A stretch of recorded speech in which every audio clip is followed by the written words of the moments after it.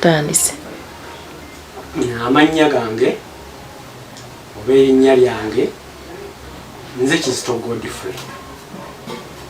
Nga nze nali maneja w'omugenzi Paul Kafeero okuva mu mwaka gwa 92 paka okutuuka we yafiira mu 2007. Naye nga natandika okubeera ne Kafeero okuva mu mwaka gwa 89 nga tuli mu lukwata Gita Singers. Gye yava agendeko mu Makula paka 92 twatandika kulabako Gita Singers.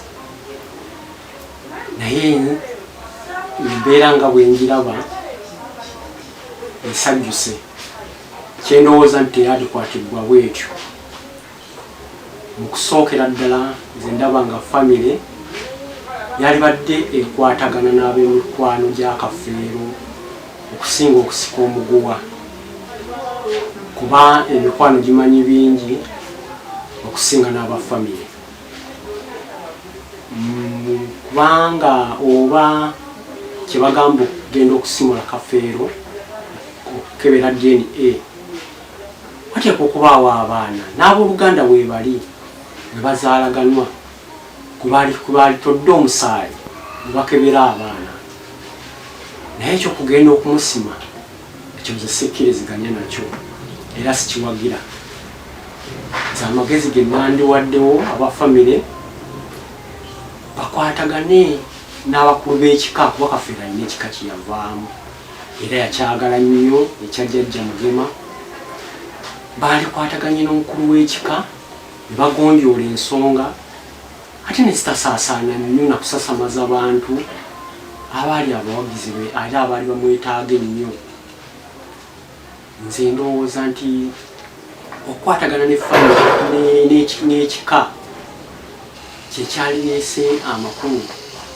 Abukulu b'ekika ye n'ayita baalaba nga be baali babeera nnyo ne Kafeero, n'ayita abaana, n'ayita baganda ba Kafeero ne batuula mu nsonga ne zigonjoolwa nga tezisasamaza bantu n'okuleeta ebyo okulaba nga bigenda kuleetawo ebireeteddewo ddala enjawukana mu bantu abangi nga okusinga nga bwe mbiwulira.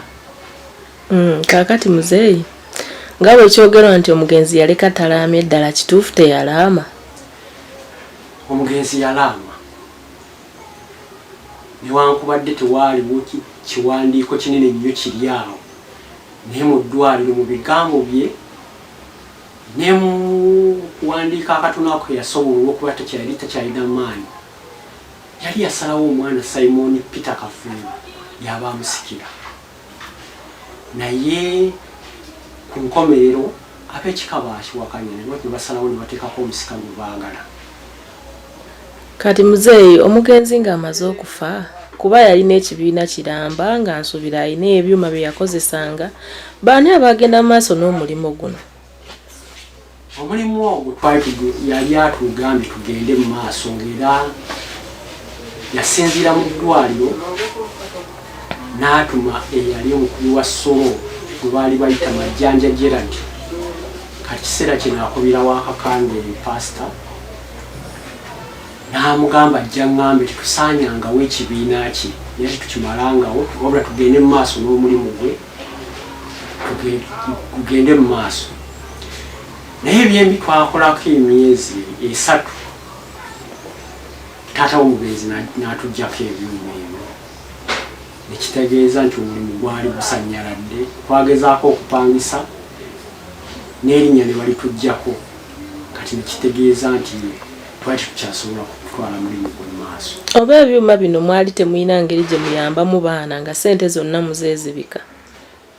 Ekyo kikyamu kubanga twali twategeeragana era twagenda mu lukiiko muzeeyi yatutema Kinge ne tukkiriziganya nga tumuwaako omutemwa gwa 20%. Naye ebyembi bwe bajja nga bajjako gye tukoledde ne balaba ndowooza nga tufuna nnyo ekyavaamu n'atugamba okuggyako nga muli bakozi naye temukyalina buyinza ku byuma bino era ekibiina si kyammwe kibiina kyange. Bwatyo n'atuggyako ebyuma babitugirako obwa administrator general era naffe tusalawo okuvaamu. Kati ebyuma ebyo ng'amaze obbibajjako kiki ekyaddirira baabikozesanga ki?